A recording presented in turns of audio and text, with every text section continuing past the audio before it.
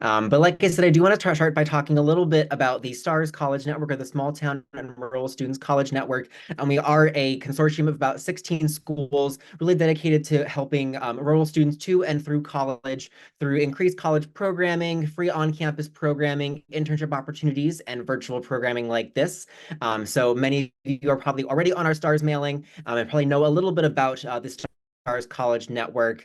But we are 16 schools, with the four of us here being representative of those institutions, both in terms of kind of geographic location and size. I think we have one of the biggest ones in Iowa, as well as the smallest one in Colby this evening. So a good representation of the STARS schools here this evening. So to learn a little bit more about that, you can head to starscollegenetwork.org. But I believe without further ado, we're going to go ahead and get started with our feature presentation this morning, with talking a little bit about what types of financial aid are out there and what is financial aid. Thank you, Jer. But so what we're going to start with are the two types of financial aid and kind of the buckets that they fall within. And so what the first kind that we're going to talk about is need-based financial aid. Need-based financial aid is typically based on the financial need of the individual family. So for everybody viewing this session tonight, it's going to be different for each and every one of you. What you'll be doing is, we'll talk about it a little bit later in the presentation, you'll fill out some financial aid applications, and throughout those applications, the forms will come back with what we call as an EFC, or an estimated family contribution.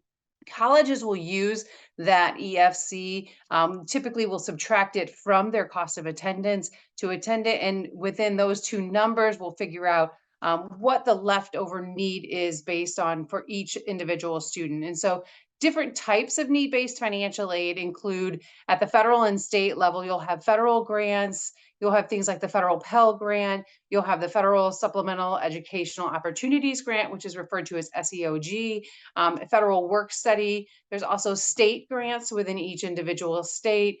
There's institutional grants and loans that can all be considered within the family of need-based financial aid. Typically, when you're looking at those state and federal grants and even loans, those are kind of fixed numbers. So depending on your financial need, there would be typically a set number or a set amount of grant aid that might be eligible or available to you as a student. As far as the institutional grant, that can really vary pretty greatly between what the cost of attendance is at the university and what your financial need is, and the other aid that you might be receiving from both federal and state aid. Merit-based aid is generally financial aid that is awarded to you without the regard or consideration for your financial need. And that's in most cases. There are types of merit-based aid that are based on need, but for the most part, and how we'll refer to it here, it's typically based on things like academic qualities. So things like GPAs, test scores,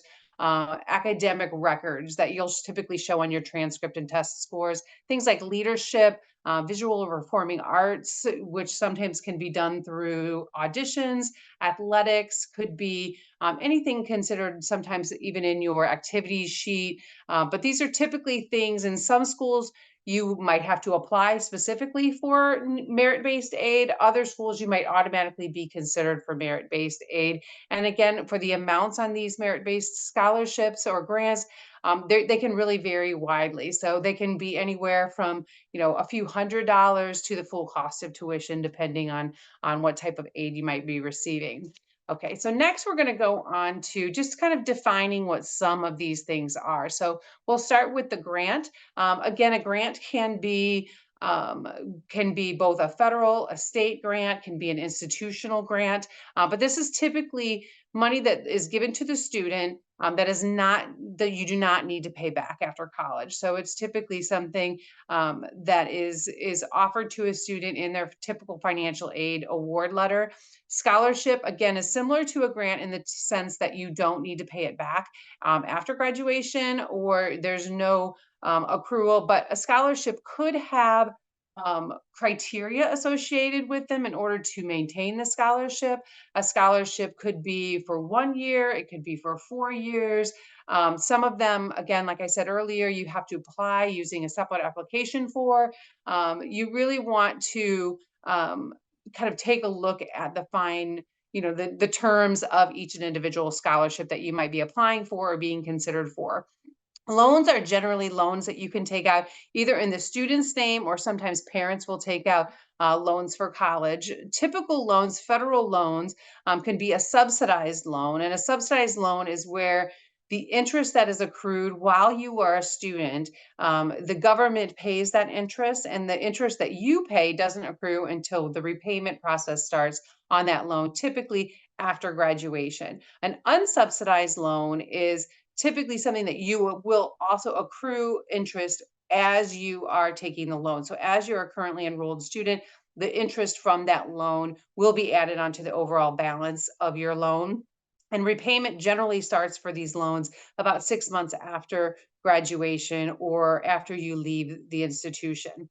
Finally, work study. Work study can be a few different things. There is a federal work study program that can be offered to some students depending on their financial need. And then there's also institutional work study. So some schools will have the opportunity for students to work while they're a student. And this is not money that is typically taken off of their tuition, but it's typically money that is paid to the student directly to help pay for personal expenses, books, and personal needs while you're throughout college. Okay, so you may be wondering how you actually get some of these different types of financial aid. So there's a number of different methods that you could potentially receive some financial aid from. So the first would be state-specific applications. This does kind of tie into the FAFSA, which we'll talk about in just a moment.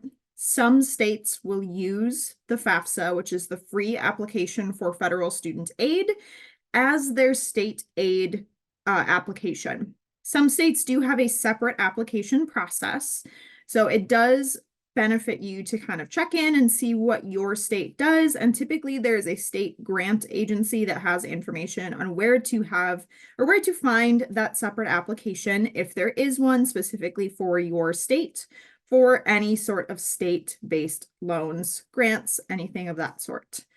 FAFSA is the free application for federal student aid.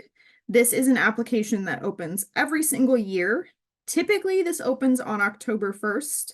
This year's FAFSA was unique. The federal government did completely redesign the application so that this year it opened at the end of December instead. Typically, each school that you are applying to has what's called a priority deadline or a FAFSA filing deadline, something along those lines, and that is the deadline that you should have this application submitted to their institution. So when you are filing the free application for federal student aid, you can add up to 20 different schools. And what will happen after you put the application in is that those 20 institutions will receive your need-based information. Diane mentioned earlier that this typically works off of something called EFC. This year, that is updating to something called the SAI, which is the Student Aid Index. And what the Student Aid Index does is exactly the same thing as EFC. It essentially takes a look at your family's tax information from the prior year and determines what you could potentially pay for school. And if you have a low enough SAI, that essentially means you can't pay all of that much. So you may be eligible for some need-based grants, loans, or other opportunities if you submit this FAFSA.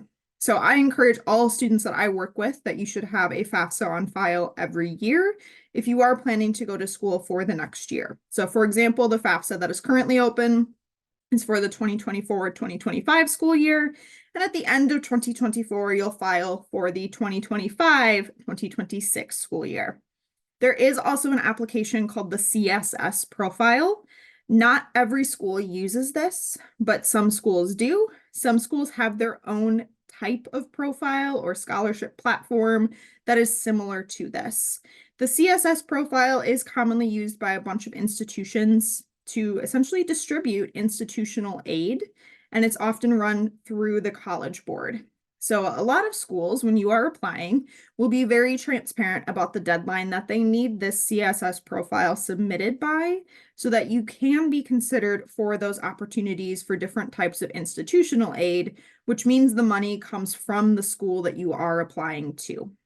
There's also a number of different sources for merit-based scholarships. So Diane explained that merit-based scholarships are typically based on some kind of achievement, whether that is grades, your test score from ACT or SAT, that might be something to do with your achievements in a club or a group. I think the example on the screen was a music-based scholarship. So there could be a number of different sources of these types of awards. Institution-specific merit scholarships are up to each school that you are applying to. Some schools do not have merit-based scholarships.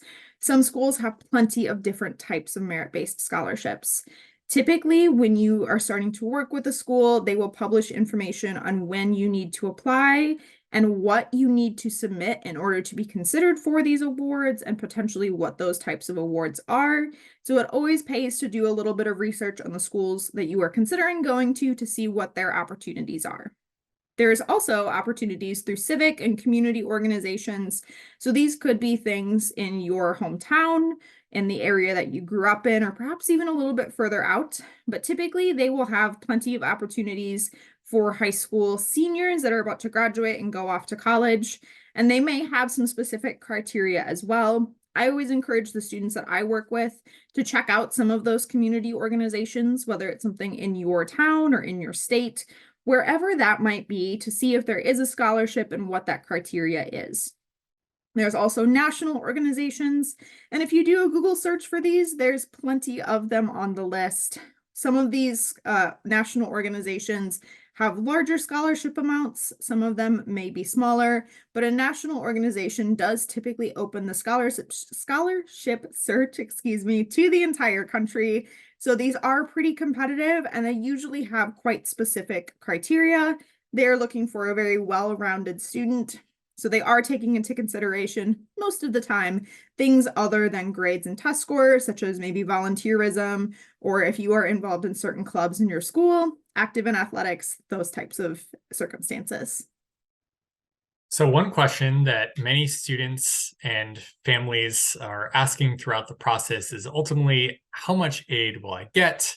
And how do schools calculate that? One of the biggest challenges for students and families to understand throughout this process is that each school calculates it a little bit differently depending on what the school requires of the student and their family to ultimately submit. So we understand that can be very confusing as you're going through the process and are really just trying to get a sense of how much you ultimately may need to pay to attend the college of your choosing. Many schools will have kind of their own individual quick cost estimator that you will be able to find on the college website.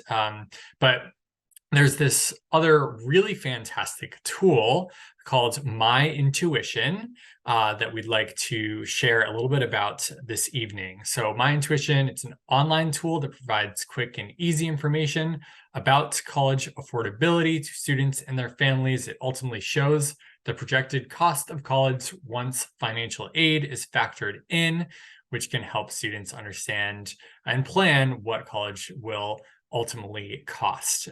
This quick college cost estimator was created by an economics professor at Wellesley College, who was also a parent that had a student that was going through this process and was frustrated with not being able to get a better sense of ultimately what it would cost for their family. And so wanted to create this tool that would ultimately help students in really 3 to 5 minutes get a better sense of what it might cost to attend certain schools. So there are a lot of schools that are now using the My Intuition quick cost estimator. And if you just go to myintuition.org, you'll be able to get a sense of some of the schools that are ultimately using this estimator. So we're going to look at Ethan here and just to get a sense of what this might look like, right? If you were filling this out. So if you've already pulled this up, you can kind of walk through this with me as I'm talking here. But we're looking right now at the profile of Columbia after having filled out this quick cost estimator. So you'll see at the top there, it's saying that the total annual cost for a student to attend Columbia is around $86,000. So the first thing you'll see to the right of the screen is the inputs for Ethan, right? So this is going to ask really general questions that are not going to be identifying in any way to you and your family. First one is going to be family income, right? So putting in that total family income for Ethan, about $67,000. Any kind of additional cash that a family might have. The retirement and pension, it does ask for that, but it actually asks for that so it specifically does not put that into consideration. So families would ultimately fill that out, acknowledging that that is not going to be something that is going to be calculated and used. Any non-retirement investments, potentially a family that has more than one child that is in college at this time, home value, and ultimately the mortgage balance. So once a student and family have input all of these numbers, you are going to get what this estimate will be. And so you'll see here on the screen for Ethan, even though the total cost is around $86,000, that Ethan would be receiving about $78,000 in a need-based scholarship. So that ultimately leaves around $3,100 to for potentially the student employment, and then the student and parent contribution of around $4,200. You will see here it gives you a range. So on the low end of potentially only needing to pay $2,400 for a year, the high end of potentially around $7,000 for the year. So it will give you a range of what this ultimately might look like. It's not exactly kind of perfect and precise, but we are really hopeful that this is helpful in giving you a sense of what this might look like. And this is precise to the specific institution. So you can input your information to all of the different schools that are participating in this quick cost estimator, and you might get slightly different responses at each one. But hopefully this will be really helpful as you are moving along your process. Great. So one of the things that I really love focusing on is what is demonstrated need. I feel like we use this term a lot in higher education admissions, but we don't stop enough to like thoroughly explain what demonstrated need is. I was a first-gen college student. I didn't know what this word meant until I started working in admissions. So I want to make sure we take a moment to talk about, what is demonstrated need? And realistically, and Diane referred to this a little bit earlier, but need boils down to the cost of attendance at the specific school minus your student aid index. So that student aid index, again, is that number that shows the strength of your family's financial situation. So about how much, maybe your family might be able to afford towards your college. And that's what that need formula is basically going to be. So the cost of attendance will include things like tuition and fees, housing, books, supplies, transportation, any other personal expenses that a school might anticipate you having as part of that. And it subtracts that student aid index, which we've talked about being calculated by the FAFSA, the CSS profile, and or other documents. So all of this kind of comes together to help figure out what that need is. Now, that can look really different. That need number can actually look a little bit different based on the institution you're looking at. So we've talked about the FAFSA. The FAFSA is very standard. There's a single federal methodology that goes into that number. Your student aid index from the FAFSA will be the same regardless of what school you're looking at. For schools that might use the CSS profile or have other documents that you're looking for, that's where things can get a little bit different. So that's why a student might have, of course, the same exact financial information that every single school got, but they might have different financial aid packages. So one school might have given you an extra $1,000 in need-based financial aid, whereas another school maybe gave you $1,000 less. And that really comes down to when schools are using that CSS profile and or other documents, firstly. because, they might think of the value of the house differently, or the value of a small business can be a really tricky thing to ascertain, and how that wants to be used by the individual institution. So that CSS profile, that institutional methodology might change why that need might be a little bit different. It might also be the case that different schools have different financial resources. So a phrase that we use a lot here at Colby is that we meet 100% of demonstrated need for every single student. That is something we are fortunate enough to be able to do. Not every single school can meet 100% of a student's demonstrated need. So a school might calculate your need and say, we can meet 80% of that. So your need might be $10,000, or might be $10,000. Maybe they can give you $8,000. So there's a lot that can go into that. So I always like to make sure we talk a little bit about, why that number might be different, and at the end of the day, why my intuition can't be 100% accurate, and why, different schools might give you different amounts of need-based financial aid. So there's a little bit that goes into that demonstrated need conversation as well. And all of this is to say that there's a lot of calculations that go into it. There's a lot of numbers. You all are hopefully young enough to never have done taxes, but taxes are a whole mess of fun.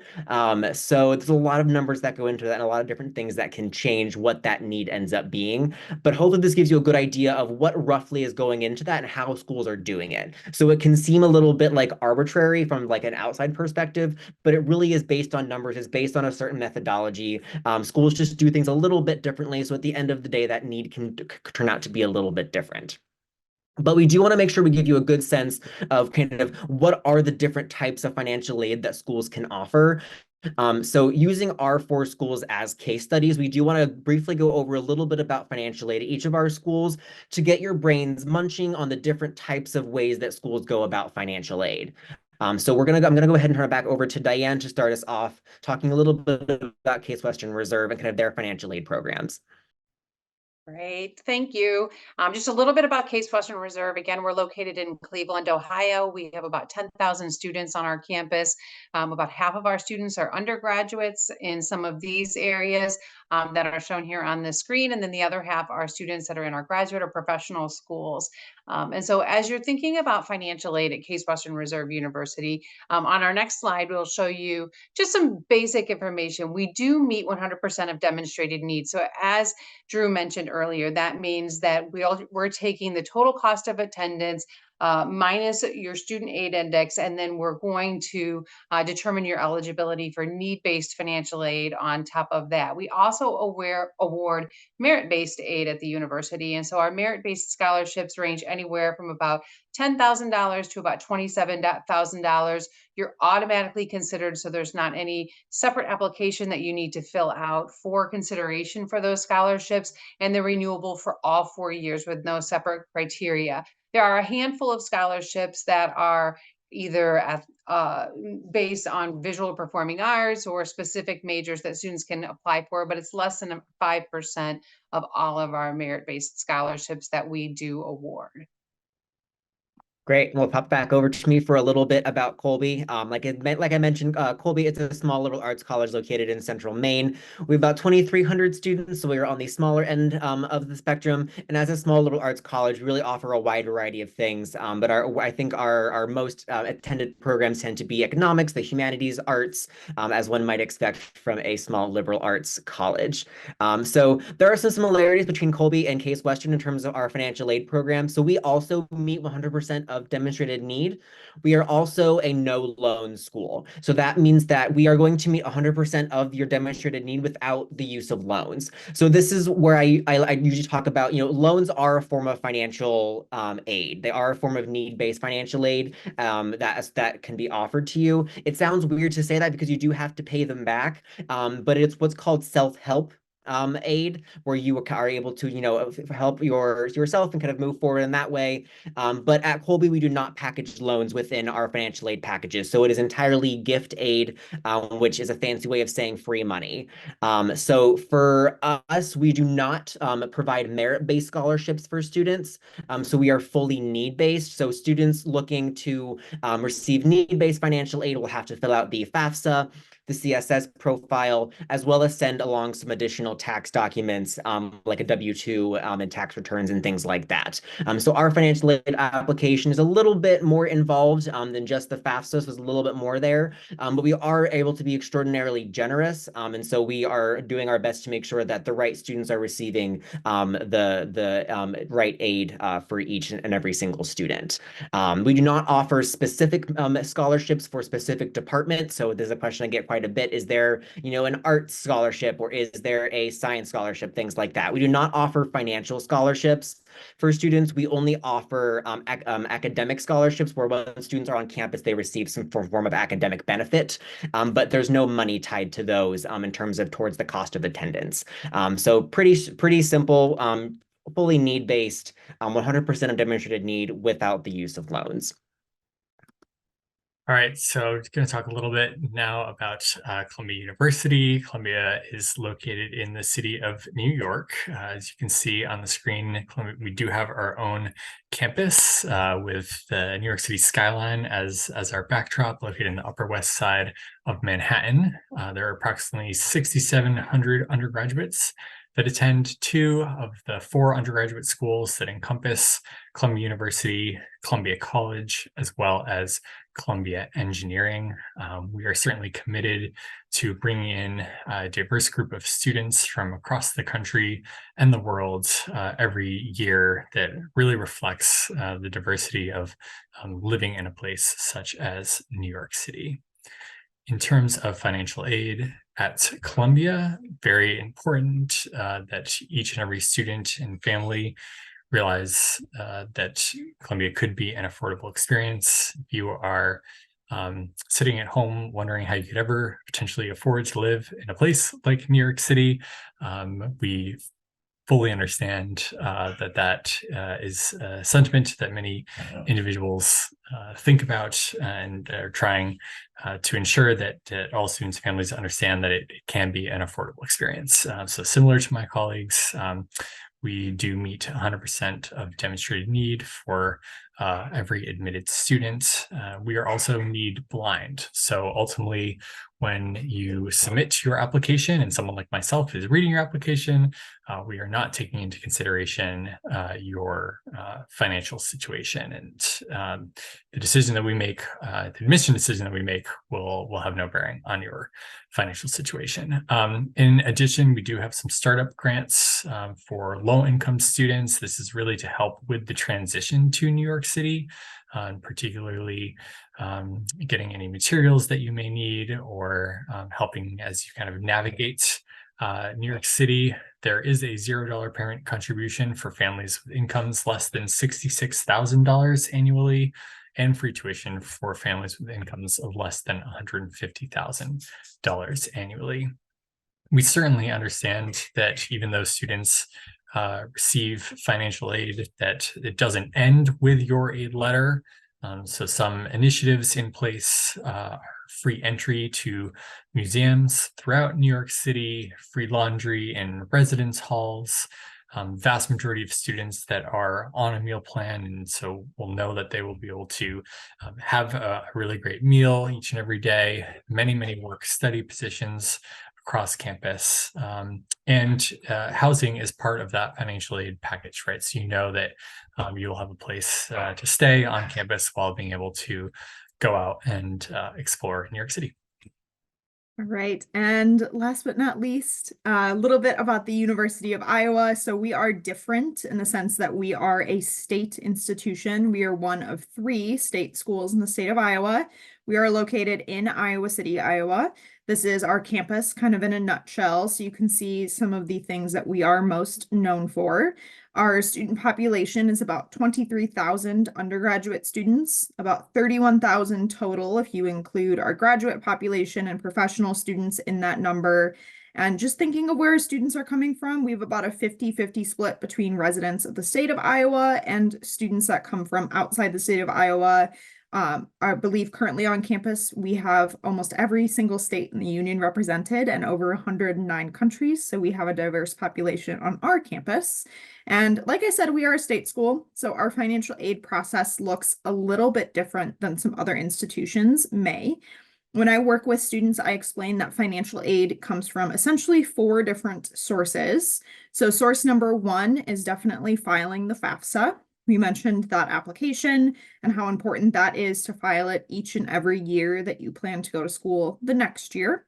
So I encourage every family to have a FAFSA on file, regardless of family income, so that we have that very important document. Secondly, I always tell students that as long as you are applying to the University of Iowa before March 1st of your senior year, you will automatically be considered for merit-based scholarships based on your academic record that we have when you apply to the University of Iowa. And then aside from these two, I always encourage students to check what we call the Iowa Scholarship Portal, which is essentially our own version of the CSS profile. That is an on-campus platform where we house most of our scholarship opportunities, and students have access to that from the time they are admitted until they graduate from the University of Iowa. And finally, I always encourage students that they should be checking their local areas for some scholarships in their hometown as well. So there's kind of that 4th source coming in. And then finally, I always tell students that the financial aid offer letter we send out once we have all of that information is the best way to have a conversation about financial fit and if the University of Iowa is a good financial fit for them, or if there's a different institution that is a better fit. That's a good point in the admission cycle to have that conversation and kind of guide students in that way. Great. So many of you are already doing this, which is lovely. But at this point, I'm going to have the rest of my colleagues come on camera, and we would like to focus on some of your questions. So we know that financial aid can be stressful, it can be confusing, numbers are hard, math maybe isn't your favorite subject. So if you are having any questions, please feel free to put them in the Q&A, and we'll make sure we get to as many of them as possible. We're doing great on time this evening, so we do have plenty of time to answer any and all of your questions that we are able to. But I'm going to go ahead and stop sharing my screen so you can see all of our wonderful faces a little bit better, and we can get to some of the questions that are already in the queue. I'll go ahead and start things off with a question from Izzy, who was right on it right when we first started talking about financial aid. Thinking about, do grades, your GPA change the ability for you to get any sorts of financial aid? Does anyone want to start us off with addressing Izzy's question? I can go ahead and answer that one. I think the most important thing, and this is probably a blanket statement for every question and every topic we cover tonight, is that each institution is different. So what I say might be different from all of my colleagues here on this call, but typically if you are going after or seeking out a merit-based scholarship that considers GPA or achievement, grades, test scores, whatever that might be, typically those metrics can impact the amount you receive or if you are eligible at all. One thing I do encourage students to keep an eye out for is if you are applying to institutions that they will let you update information, or if you are not going to be able to do that, if you're applying with a test score, without a test score, keeping track of those types of things. Often those are all things that can impact scholarships. So that's definitely something to keep an eye on. But again, everything is going to be different institution to institution. That's just kind of the very general advice I can give you right now. Yeah. I will add, even though Colby does not offer like merit-based scholarships, the institution that I attended and many institutions that do offer merit-based financial aid do require you, once you are enrolled at their institution, to maintain a certain GPA to remain eligible for that merit scholarship to continue. So sometimes it's a 2.5 or a 3.0 GPA, and if you get below that GPA, they come after you and say, hey, we want to make sure that you're being successful here. We want to make sure that, our money is well spent on you continuing to have the same level of academic excellence that you demonstrated in your application while you're a student on their campus. So that's another thing to keep in mind, is that you want to make sure you're doing your best in high school, but also wanting to make sure that you're keeping any merit-based scholarships that you might earn through an institution while you are a student there. Great. So I want to hammer home a point about demonstrated need. So I know a few of us mentioned talking about 100% of demonstrated need and meeting that. So we have a question saying, are we really saying the same thing? If there's different numbers, how is it all the same thing? And I know I mentioned this a little bit in talking about how we calculate your need. The way that I calculate a need in my financial aid office is going to be different from Columbia, from Case Western, from Iowa. They're all going to be a little bit different. So how exactly they take into account each piece of that financial picture can vary a little bit. And schools are actually like legally not allowed to work with each other to standardize that. There's actually been a bunch of lawsuits recently about that. So that's not something that we are really allowed to do because we want to make sure that, the nice thing about there being differences is that it allows you to pick the one that's going to be a better offer, right? It means we have to compete for you. If I know that Columbia and Case Western are going to offer you the exact same financial aid package, I don't have an incentive necessarily to be generous in my financial aid calculations. So this is the way that we are trying to be as generous as possible in determining your need so that we're giving you the best need-based scholarship that we possibly can in terms of how we calculate that need. So it's math. Math can be complicated. There's a lot of different pieces to it. But that is the short and long of kind of why multiple schools that meet 100% of demonstrated need can come back to you with different responses in terms of what that might look like. And you'll see this as you start to fill out my intuitions, that there's a few different ways that schools will calculate things. But that is a really great question. And it's one of the harder things to understand about financial aid, but it's one that I think is really worth understanding so that when you get different numbers, you're not all confused. Great. So our next question is about, does the FAFSA give you more money based on your grades, or is it really just need-based? I think, Jess, you wanted to touch on this one. Yeah, I'll go ahead and answer this one. So FAFSA at its core is made for need-based aid. However, some institutions will have, whether it's on their scholarship site, or maybe they have some other opportunities on campus where it is focused on need and also grades, which is why we so heavily encourage filing the FAFSA. They did also shorten the application, so it makes it even easier for you to get that document in. But yes, FAFSA focuses on need. It just may be used in conjunction with merit to award some things, again, depending on the institution that you're applying to. Great. Thank you, Jess. We have another question about talking a little more about how a family's income is defined. I do want to say that this, like Jess mentioned, is something that can vary by institution. So tax forms, if you've ever looked at one, super complicated. I'm starting my taxes right now, and every single year it gives me heart palpitations about how many forms there are and how many ways there are to define my income, and my income's not that complicated. But as you get older, like parents tend to, there can be a lot of different aspects to that tax return, to the taxes that they're filing. So the answer to that question is it depends on the institution. So that is something that if you have a specific question for a specific institution about, how are you looking at my family's income? How is this calculated? Financial aid offices, much like admissions offices, oftentimes you can email them and ask them these sorts of questions. This is definitely a question that I would turn it over to my financial aid team if they were here, because they are the experts on the formulas and the methodologies and how all that's calculated, because there's a lot of different ways to do that. But it's a good way to think of it if schools have for example, I know Columbia and Colby has something similar where, if your family makes a certain amount of money, they can guarantee this level of scholarship. Those can be a really great place to start that conversation if those numbers are available. To think about, hey, my family has this income and the school says this. Does this qualify? Does my income meet that threshold? That would be a really great place to start. But that's a really, really amazing question. Our next Add one question. other thing real quick. And when you're filling out the, I was on, preparing for this, went on the My Intuition and kind of just played around with a couple schools and a couple numbers.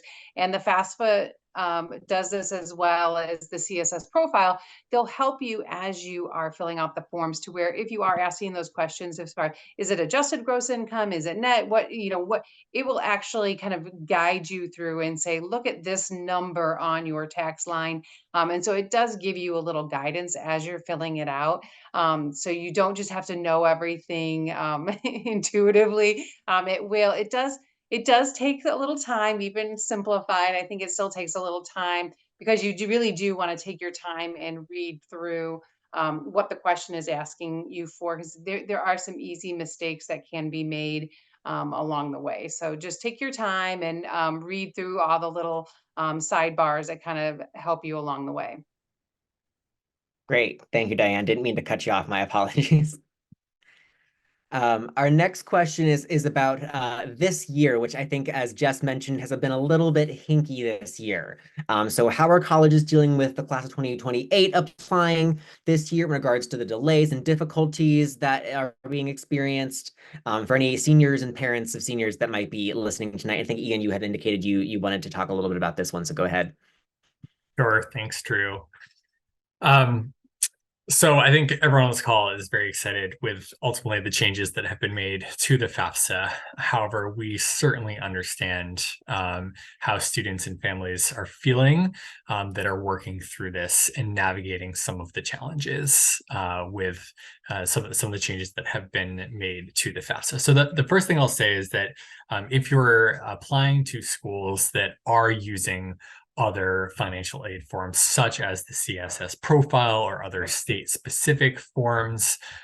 Those generally, have earlier deadlines, and schools will be able to utilize the information that you are inputting for those forms if you have not been able to complete the FAFSA at this time.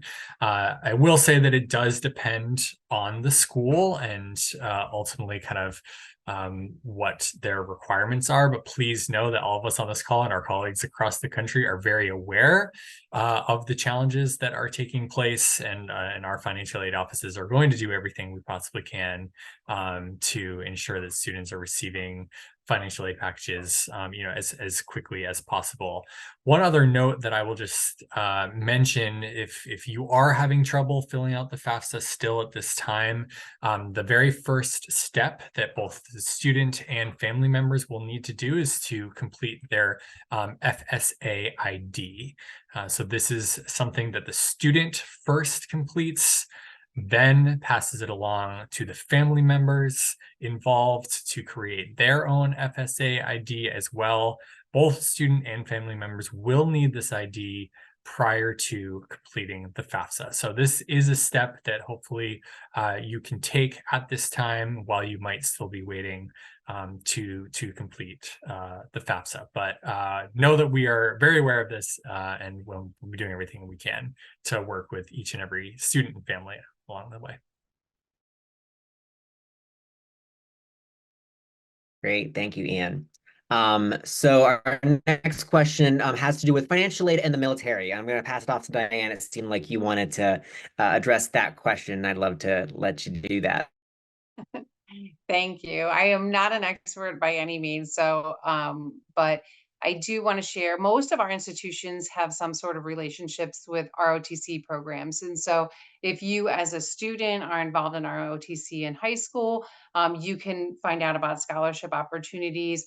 They're a little bit, again, like with everything else, they're probably a little bit different for each institution, but they do vary. You have to meet certain criteria in terms of your grade point average in high school to be eligible for those. And then the scholarship or aid amount differs a little bit from each institution. From what I know, also, if you are an active military or veteran, there's also the GI Bill, and so that also does come into play for any veterans, and so that you can apply towards your college tuition, can even be applied towards room and board and those kinds of things as well. So there's definitely guidance and some scholarship opportunities for both students that are involved in ROTC and veterans. Great, and Diane, I'll add to that because I have worked pretty extensively with some military families as well. The GI Bill is in certain situations transferable to a dependent of that member of the military. So if there's a member of like a parent who is a veteran or something like that and has not used their GI Bill funds, that might be transferable to you as the student. There are also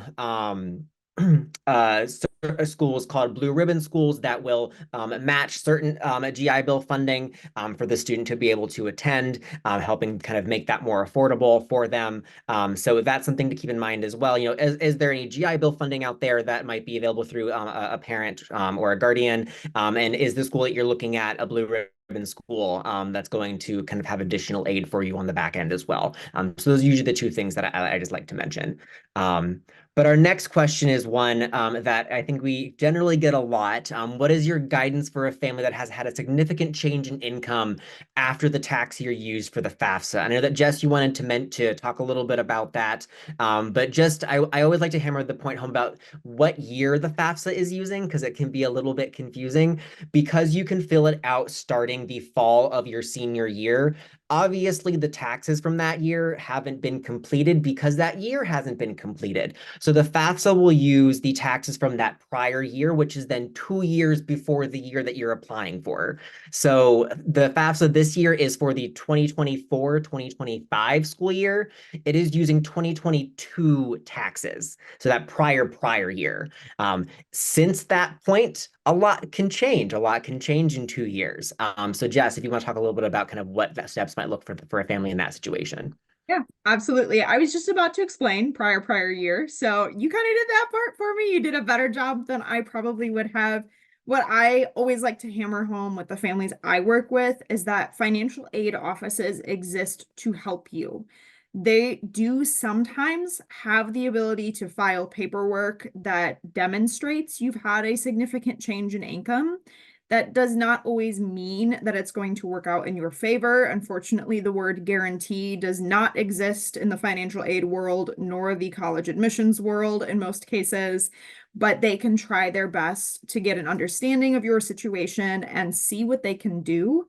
Again, this might vary in terms of process from institution to institution. There may be state barriers, different types of kind of obstacles you might have to work around, but I always encourage open communication with the institutions you are highly considering and seeing who you can get connected to within their financial aid office that can give you an answer of those next steps and help work through those next steps with you. Yeah, and that is a process to start after you've been admitted and after you've received a financial aid package. So to have that conversation, to think about things like financial aid appeals or asking for additional funds, that of course needs to happen after you have that. I have people who email me sometimes that haven't been admitted that are asking to give me all their updates, their tax information, and they haven't been admitted yet, and sometimes they aren't admitted. So that's a conversation to have towards the end of the process as you're trying to figure out which school to attend of the ones you've been admitted to. So our next question has to do with testing. So many schools are test optional. I believe that all of us still are test optional, at least for this year. But sometimes there can be a relationship between merit scholarships or certain scholarships and SAT or ACT scores. So I'm not sure if any of us use those in any of the scholarship calculations. I'm seeing Jess maybe wobble her head, so I might pass it over to Jess. Yeah, I can answer this one as well. Again, things change from institution to institution a lot, but it is posted. For example, I'll use the University of Iowa, of course, because I work there, so I'm familiar with this. We will allow students to apply without a test score. We are test optional for that reason. Students can be considered for scholarships without that test score, but we do also have what's called a no harm test policy, which means if you apply with a test score, we'll consider that for scholarships, and that could potentially help you get a scholarship or get a higher award, but we're not going to use that against you. We might be, an institution that does that. Other institutions might have different policies where they don't look at your test scores at all, or maybe they do require those for scholarships. So I would recommend doing research on all the different types of institutions before potentially maybe junior year, when you're kind of starting to decide whether you want to take some of those ACT or SAT tests.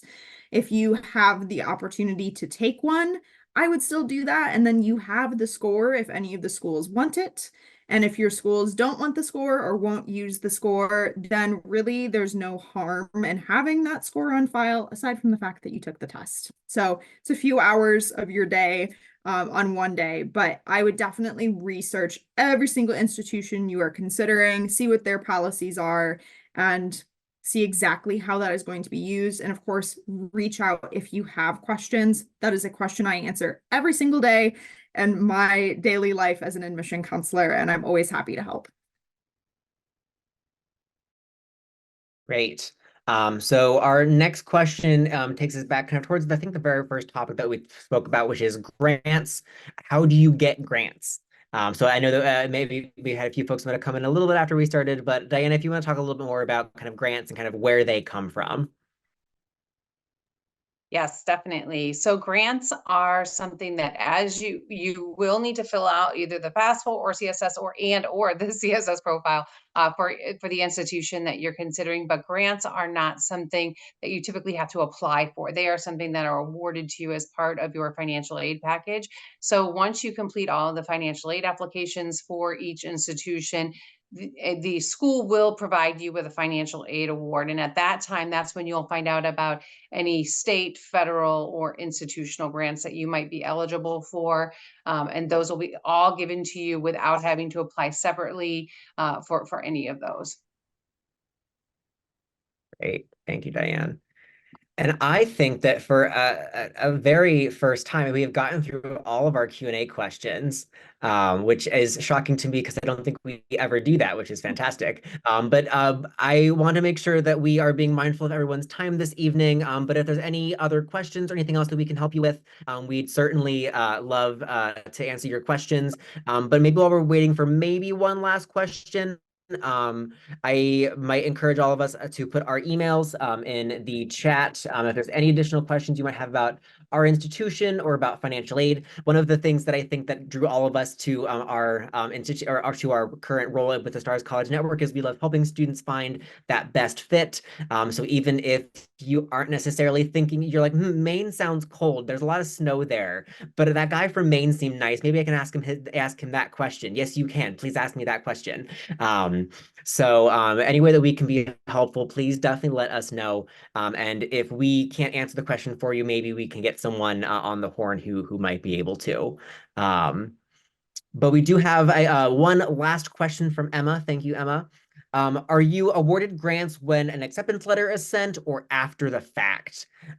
So that is going to, this is my least favorite phrase, but it's one that I feel like I say way too much. It depends on the institution. So at Colby, for example, we require a student to complete their financial aid application if they are applying for financial aid at the time of their application deadline. So for example, the deadline for our financial aid for our RD round, our regular decision round, was on January 15th, which was the same deadline as for additional materials for application. So we are able to give students information about their financial aid immediately at the same time as their admissions decisions. Other schools might not be able to. So other schools, you might not necessarily need to complete the FAFSA or complete the entire financial aid application during the application process, and it might come afterwards. Well, thank you all so much for being with us this evening. I appreciate your time. I appreciate the time of all of our panelists this evening. And again, if there's any other way that we can be helpful, please do let us know. It's come to my attention that I think I am the only one as the host who can share information about our contact information. So in that case, if you go to our respective websites, you'll be able to find our information super easy peasy. You can also find that information on the Stars College Network website, starscollegenetwork.org. But until next time, friends, thank you so much for joining us. And I hope you all have a great rest of your evening and be safe. Bye, friends.